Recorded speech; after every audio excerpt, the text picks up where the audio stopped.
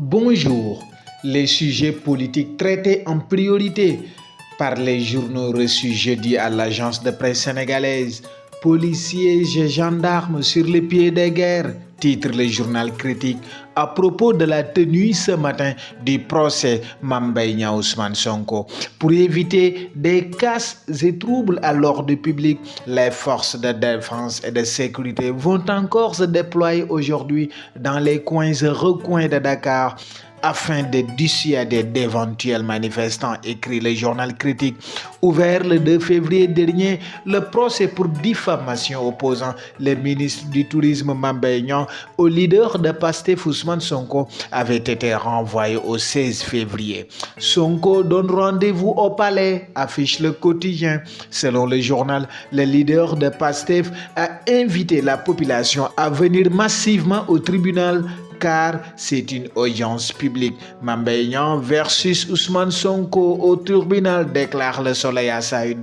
Toujours dans le registre politique, les quotidiens mettent en exergue l'appel pour la reconstitution des partis de gauche.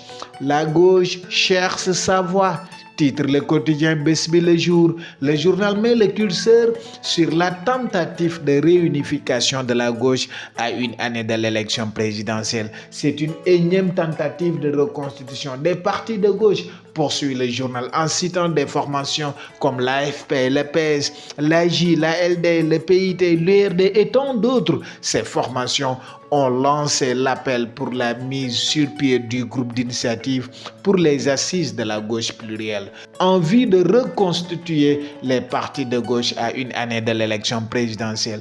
Cette initiative fait dire à Sud Quotidien que la gauche prend date avec l'élection présidentielle à venir. La gauche se met à l'endroit, renchérit Critique. Mais Sud Quotidien s'interroge. Va-t-on vers la fin du compagnonnage entre l'APR et les partis et organisations de la gauche sénégalaise au sein de la coalition Benno Bokk Yakaar?